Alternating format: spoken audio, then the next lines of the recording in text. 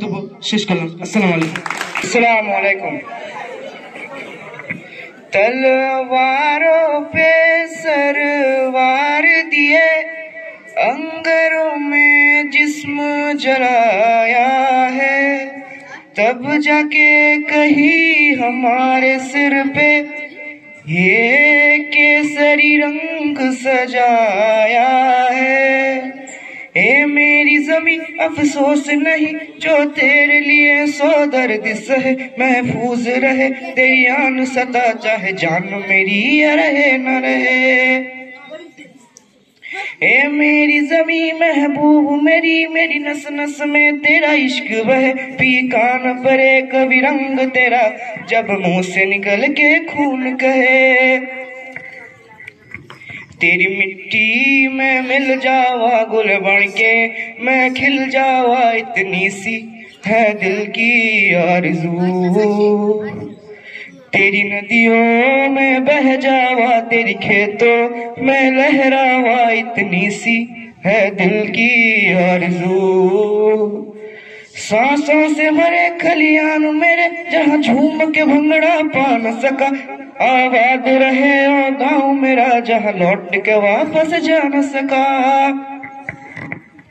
ओ वतना रे मेरी वतना रे, तेरा मेरा प्यार निराला था, कुर्बान हुआ तेरी असमत पे मैं कितना नसीबों वाला था।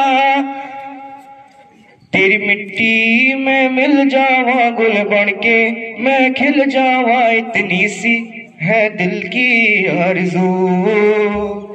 तेरी नदियों में बह जावा, तेरी खेतों में लहरावा इतनी सी है दिल की आरज़ू। ओ ओ ओ ओ हीर मेरी तू हंसती रहे, तेरी आंख घड़ी भर नम ना हो, मैं मरता था जिस मुखड़े पे कभी उसका उजाला कम ना हो। ओ माही मेरी क्या फिक्र तुझे, क्यों आंख से दरिया बहता है, तू कहती थी तेरा चांद हूँ मैं और चांद हमेशा रहता है। तेरी मिट्टी में मिल जावा गुल बन के, मैं खिल जावा इतनी सी है दिल की आरज़ू। तेरी नदियों में बह जावा, तेरी खेतों में लहरावा इतनी सी है दिल की आरज़ू। अस्सलामु आलैकुम। আজকের দিনটি আরও বেশি গুরুত্বপূর্ণ হয়ে উঠল হেড স্যারের ভাষণের মধ্যে দিয়ে। তিনি খুবই মূল্যবান ভাষণ উপস্থাপন করলেন ছাত্রদের সামনে। তারা যারা বর্তমানে আছে, ভবিষ্যতে যে কোনো কর্মক্ষেত্রে যদি যায়, তারা যেন সংবিধানের প্রতিটি পদক্ষেপ পুঙ্খানুপুঙ্খ মেনে চলে।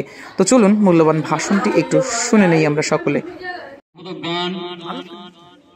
তোমার দাদাদের তাৎক্ষণিক বক্তব্যের মাধ্যম দিয়ে আমরা জানতে পেরেছি এবং আমরা আগে থেকে অবগত আছি যে আজকে ৭৬তম অর্থাৎ ৭৫ বছর অতিক্রান্ত করে ৭৬ বছরে আমরা পদার্পণ করছি।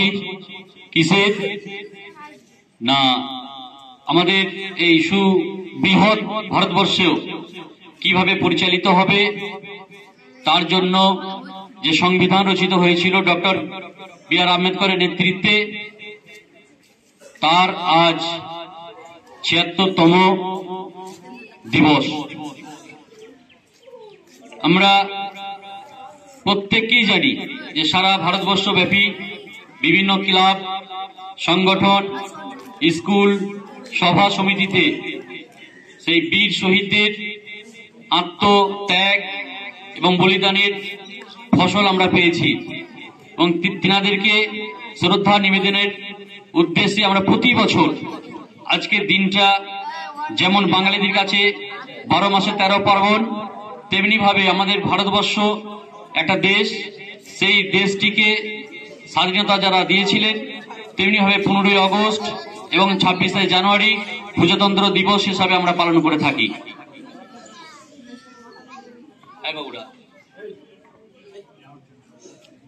আমাদেরকে বুঝতে হবে এই দিনের গুরুত্ব কি, কেনই বা আমরা পালন করে থাকি। তোমরা ছোট তোমাদের ভাষায় বলতে গেলে আমাকে বলতে হয় যে এই আলামিন মিশন যেমন একটা প্রতিষ্ঠান, সেই প্রতিষ্ঠানকে পরিচালনা করার জন্য একটা ম্যানুয়াল আছে। তোমাদেরকে সুন্দরভাবে মিশনের রুলস রেগুলেশন মানার জন্য একটা ডায়েরি আছে, এবং ডায়েরিতে দেখবে সারা দিনের কি সময়সূচি, সেটা নির্দেশ করে আমরা কিভাবে আমরা ছাত্র জীবন কাটাবো। তেমনি ভাবে আমরা প্রত্যেককেই ভারতীয়, সেই ভারতীয় হিসাবে এই দেশে বসবাস করার জন্য, রাজনীতির জন্য, যে কোনো ধর্মীয় জন্য, যে কোনো ব্যবসা বাণিজ্যের ক্ষেত্রে কি নিয়ম শৃঙ্খলা মানব, সেই পুস্তকটার নাম হচ্ছে আমাদের সংবিধান। অতএব আমাদের প্রত্যেককেই সেই সংবিধানের গুরুত্ব মাহাত্ম্য জানতে হবে। সেই সংবিধানটা শুধু সংবিধান শুধু আমরা নামে শুনছি সেটা নয়, সেটা ভারতবর্ষের গণ্যমান্য ব্যক্তিদের দ্বারা রচিত হয়েছিল। আমরা প্রত্যেকেই জানি প্রায় 3 বছর টাইম লেগেছিল, এবং বিভিন্ন গণপরিষদের মধ্য দিয়ে সেটা বারবার মডিফাই হয়েছিল। তারপরে আমরা সেই একটা পূর্ণাঙ্গ সংবিধান পেয়েছি, যে সংবিধানটা সারা পৃথিবীর বৃহত্তম সংবিধান।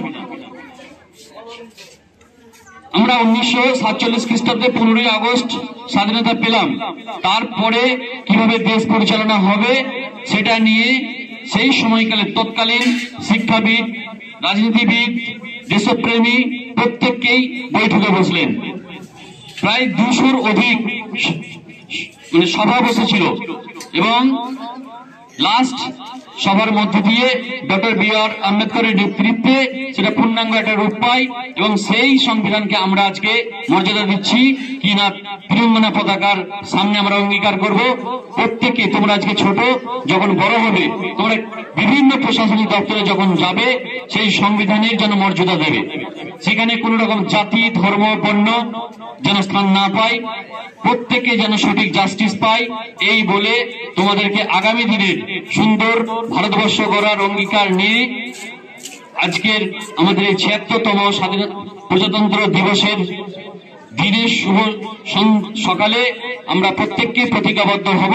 আমরা যখন দেশের বিভিন্ন প্রশাসনিক দপ্তরে যাব, আমার একটাই কথা, তোমাদের দ্বারা যেন প্রত্যেকে সঠিক জাস্টিস পায়, এই বলে আমার ক্ষুদ্র বক্তব্য শেষ করছি। আসসালামু আলাইকুম। সুন্দর বক্তব্য দেওয়ার জন্য এরপর আমি শিক্ষক মহাশয়দের মধ্য থেকে বলবো, যদি কেউ কিছু বলতে চান তাহলে আজকের দিনের সম্পর্কে বলতে পারেন।